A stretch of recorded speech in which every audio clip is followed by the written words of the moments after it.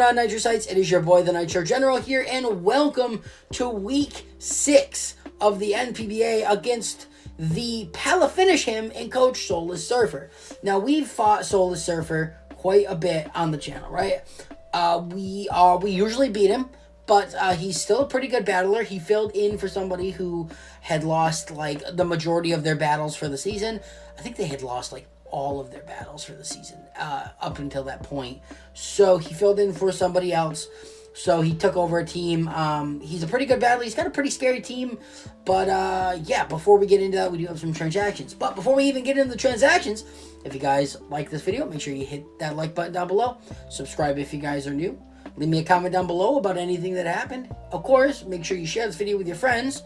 And last but definitely not least, if you guys would enjoy my content, if you do, I'd really appreciate it if you guys could watch the video in its entirety. It helps the algorithm push it out to other people who might enjoy the video. The low watch time I have is not good for them pushing out the video to other people because they think it's not worth watching, which is probably not. But I mean, if you've made it this far, you like hearing me talk, so please share it. Just watch it in entirety. Put it on the background, right? That being said, if you guys really don't want to support the channel, yeah, I'm looking at you, Jeff. Be really crazy if there's a guy named Jeff watching this. Probably psyched him out. But hey, no, seriously though, if you guys don't want to support me, if you guys do just want to skip the video or skip the pre-battle press conference and the transactions, there should be something floating somewhere on screen right there. Look at that. First try. Didn't already try to record this or anything and then know exactly where to point. But there should be something right about there giving you guys a timestamp of when the battle starts if you guys do just want to skip it and go right to the battle. But without further ado, let's get into the Pokemon that we dropped. Now, so obviously we are 2-3 right now, which is not before this battle. So, which is not great. If we win either this week or next week, and we lose the other week, we have a chance of making playoffs if we have a good enough differential. Now, if we lose both of this week and next week, we're not making playoffs. If we win both, we're guaranteed playoffs. I'm going to try to win both, but as long as I can win one, I think I'll be happy because we have a okay differential right now. So, yeah.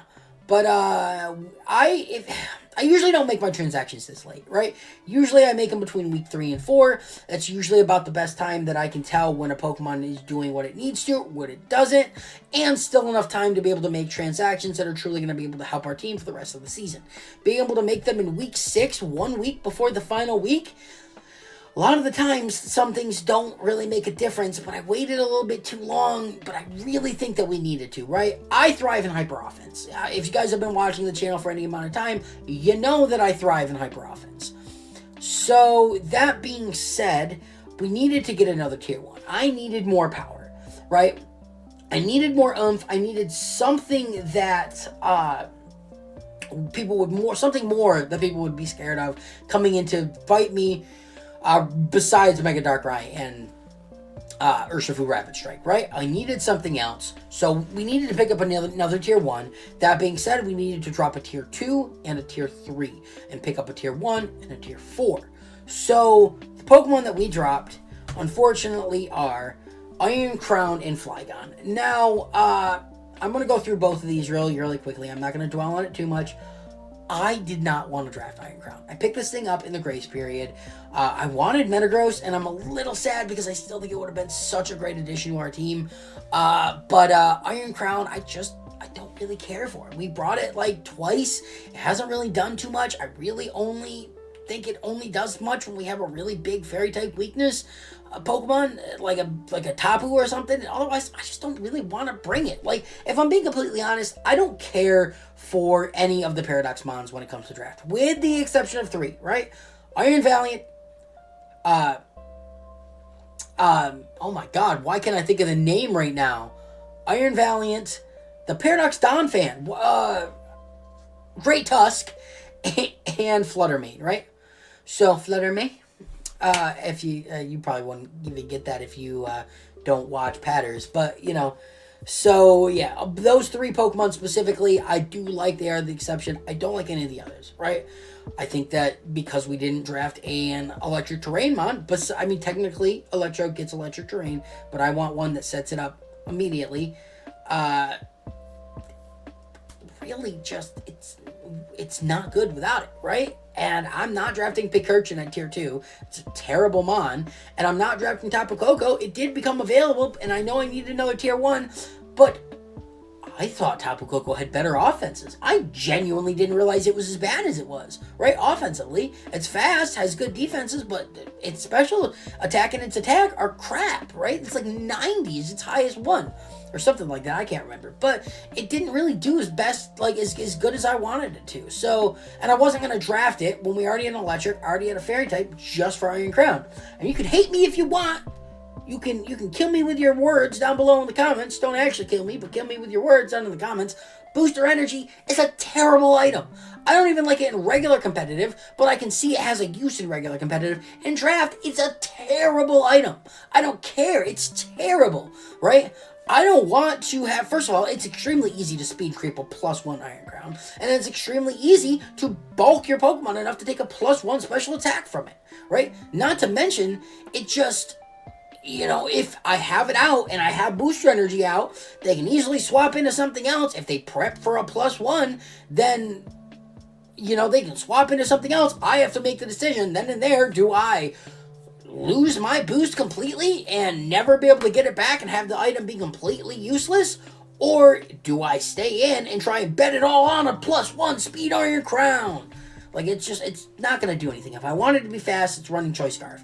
If I want it to be offensive, it's running Choice Specs. So, I mean, that's really what it is. I didn't want this thing. I felt like it was gathering dust. We needed to drop a tier 2, and I wasn't dropping Meowscarada or Ninetales, so Iron Crown it is, right? Flygon, it really pains me, right? I love Flygon. I think Flygon is such a good mon. I think it's so, so cool. But it just didn't do anything for us. It's got a way better attack than special attack, but it's got a better suited special attack moveset for a doubles. So I just really didn't feel like I wanted to run Choice Specs every week.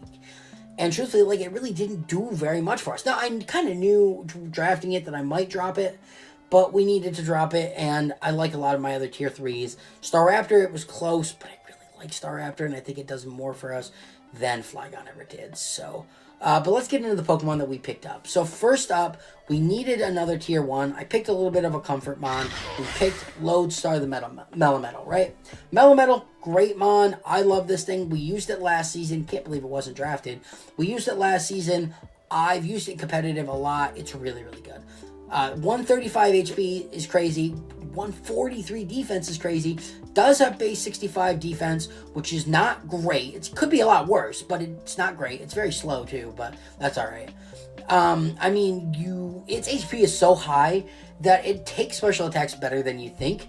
A lot of Pokemon that have such a high defense have a lower HP than this, so its special defense really does matter. Not really in this. I mean, it does, don't get me wrong, but having a higher HP makes it not as weak to it. Plus, I can just invest in special defense, as well as I could throw like a Assault Vest on it if I really need to, right? It gets Iron Fist, plus 143 attack, crazy, right? Pairing that all up with our Mega Darkrai and our Urshifu, this thing is crazy, right? Iron Fist powers up Double Iron Bash, Ice Punch, which is really good. Does get other elemental punches as well, but Double Iron Bash, Double Iron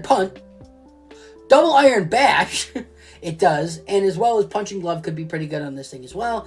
Yeah, it gets Earthquake, not really too useful in doubles, but it could be pretty good. Acid Armor is pretty good. Rock Slide is a double slot move, which is pretty cool, and it does get Thunder Wave, which is pretty neat. So, but I love this mon. I think it's really good, but we did have to pick up a tier 4 as well. Now, I'm laughing preemptively, right? Now, I was trying to find a really good mon. I wanted something to parallel our Doublade by getting something that was a pre-evolved mon, like a not fully evolved mon, an NFE, that had a really, really high special defense and a really high special attack, but I couldn't really find anything, right? I was going to draft Duosion, and I had Sneasel for a little bit, Hisuian Sneasel, but I just didn't feel like either of them were really going to do anything. But I came to the conclusion that I had to draft something that I'm stuck in my ways already with this team, right? There's a very good chance this mod is never coming to a battle. Very, very, very high chance. So I needed something that was going to give my team a little bit of oomph, be a little bit of cool, like a little bit of cool things. It's probably not going to come, but if it could, it might be a little nice. We drafted, and don't get me flagged for this. I've never used it in a competitive battle. We drafted Kecleon. Right? Chameleon, the Kecleon. This thing might not come to a single battle, but, I mean, it's really adorable. But, I mean, base 120 special defense? Like, this thing's got 20 less special defense than Metal has in its defense. Right? Like, 20 is a lot, don't get me wrong, but, like, this thing can take some hits, right? Not a lot, but it can take hits. It's also not very fast, but barely faster than Metal. We definitely lost a lot of speed with our team by dropping these. But I mean, hey, base 90 attack's not too bad. Plus it gets Protean. It can turn into whatever type that I want it to as long as it gets a move. And I don't know if it works with Hidden Power. I think it does.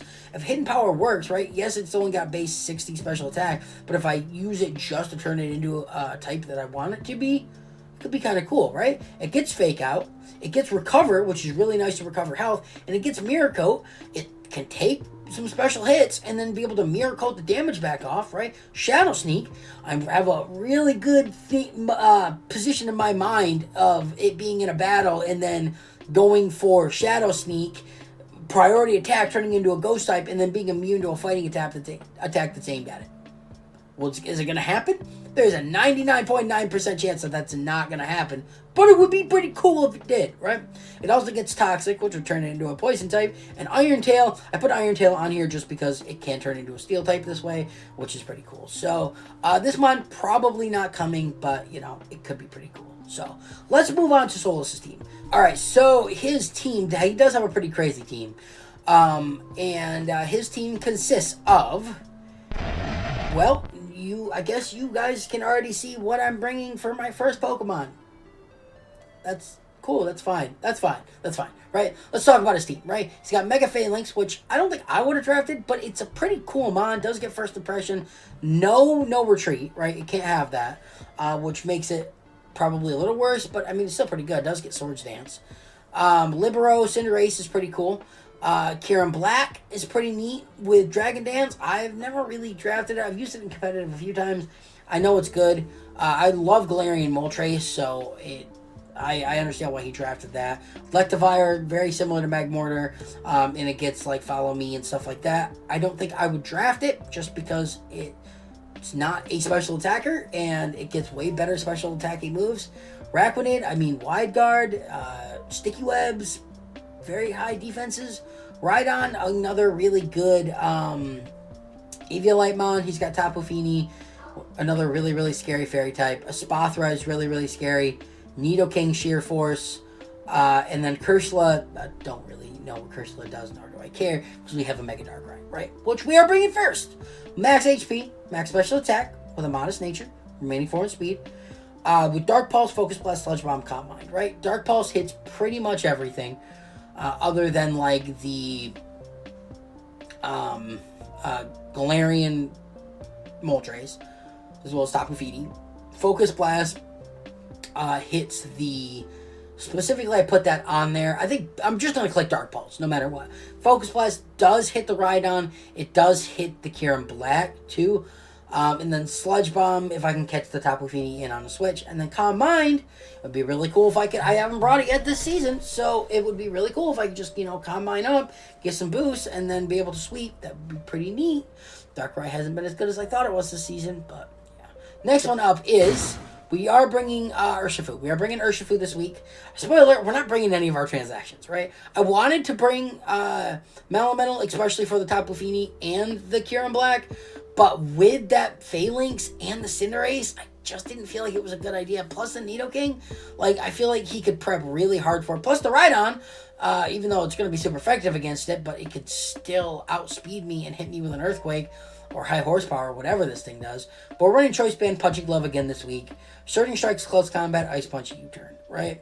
Max Attack, Max Speed with a plus speed nature. This thing is just really good. Surging Strikes hits pretty much everything, except for like your Araquanid. Yeah, pretty much everything. Close Combat is there for, I think it's better this week than Drain Punch. Close Combat's going to hit Kieran Black. It's just going to be doing crap ton to a lot of stuff. And then we do have Ice Punch for the Nidoking. But if we can catch that in, or Ice Punch is there for the Galarian Moltres specifically. That's what it was.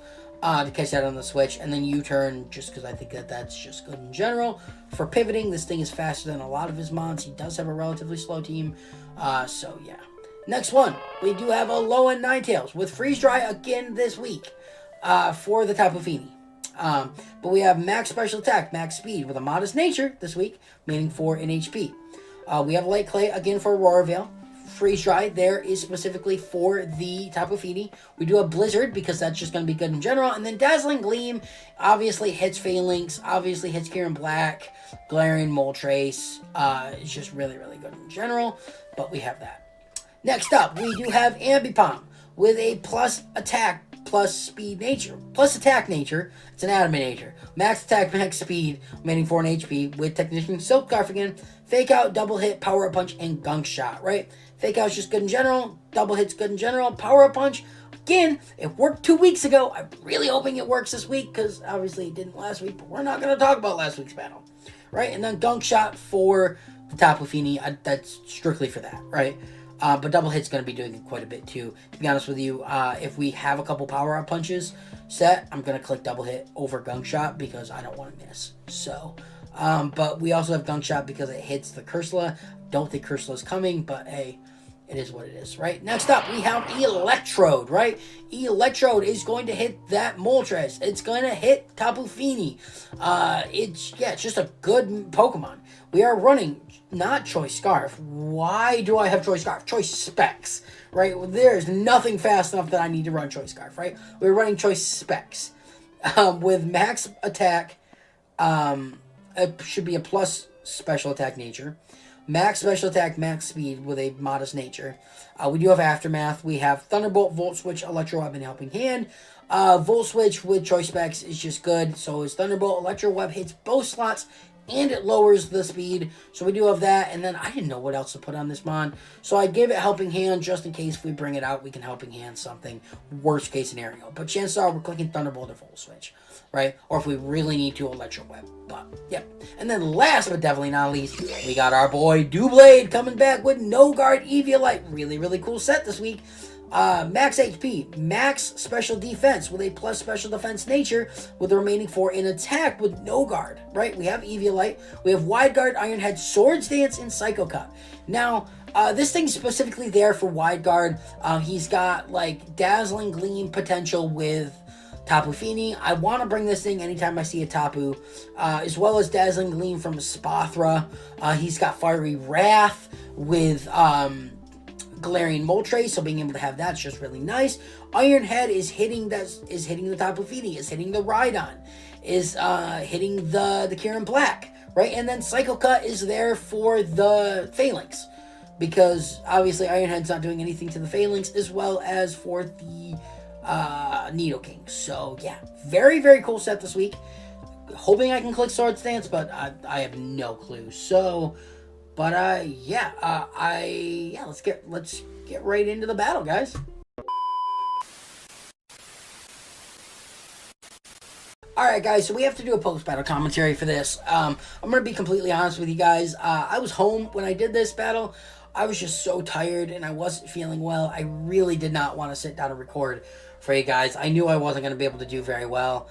I just couldn't. So he brought his Mega Phalanx, Kieran Black, Rhydon, Tapu Fini, Nidoking, and Cinderace. I was really surprised to see Rhydon. Really surprised. I thought maybe just because he did ask if he could use his transactions in this week's battle. So I thought, because he made some transactions. So I thought maybe that Rhydon was coming, and it did. So I wasn't totally sure, but I felt like it was in my best interest to lead... I don't even remember who I led with at this point. We led with Urshifu and Big Chill, right? Specifically because I don't even know why I led Urshifu, to be honest with you guys. But we led the Big Chill just because I felt like that was going to be good in general. So he led Tapu Fini and Phalanx. So I knew I had to set up Aurora Veil. Phalanx does get Iron Head, but I didn't know if he would bring it or not. So we swapped Urshifu out to... He protected, right. We U-turned into Tapu Fini because I knew we'd be faster. And we went into Doublade in order to take the attack. And I set up Aurora Veil. He Dazzling Gleamed. So here, I felt like it was going to be... Now, because he already showed Dazzling Gleam, I felt like it was in my best interest to click Wide Guard, right? I felt like that was going to be the best bet. And then I think I clicked Let Dazzling Gleam here. So I clicked, so he switched out into Nidoking, right? I click Wide Guard, and I click Freeze Dry on Tapu Fini. That's what it was. And we get the 10% freeze, which is clutch, but I don't know why he swapped out into Nidoking here. The only thing I can think of is that he didn't want me to go for a Dazzling Gleam, is what it was. So we were able to here, Tapu Fini's frozen, right? I can click Blizzard pretty easily. I think this was my chance to set up a Swords Dance, right? So Tapu Fini stays frozen. He switches out into Phalanx. And then I clicked Blizzard, does a crap, and then I get another 10% freeze on the Phalanx. That's insane. That's insane, right? And he clicks Stomping Tantrum on Doublade. That is super effective. It doesn't do that much damage. I was able to Psycho Cut, kill the Nidoking. That's what it was here, right?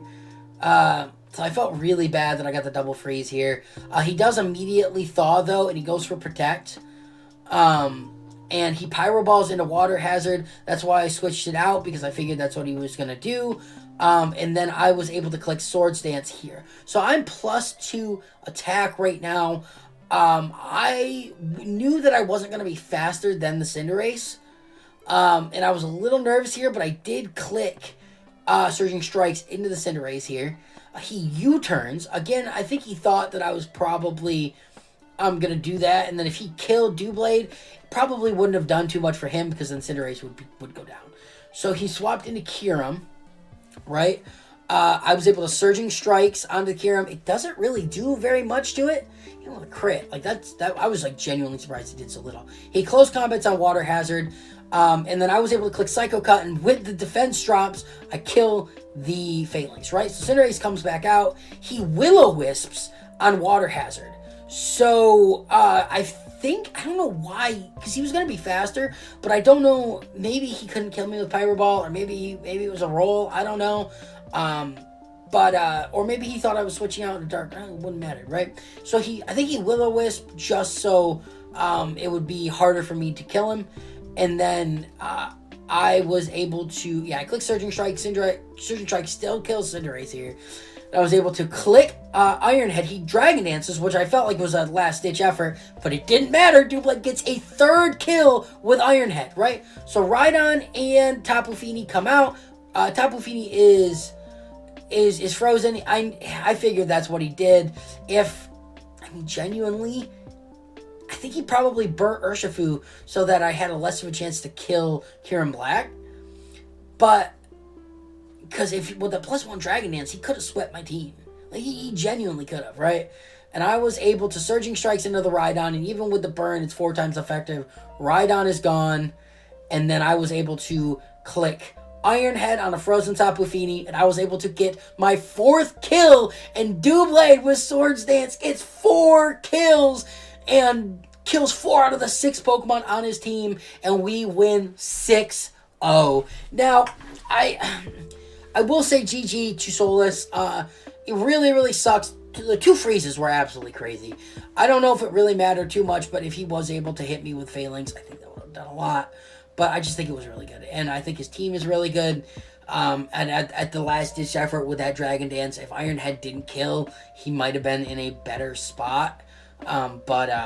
Yeah, I just think Doublade killing is absolutely insane. So, but yeah, I don't really have a lot to say. We are currently 3-3 right now, which means that if we win next week, we're guaranteed playoffs. If we lose next week, it's going to come down to differential, but this 6-0 is going to help us so much with differential. So, but stay tuned, guys. Next week, we're fighting the Toronto Typhlosion.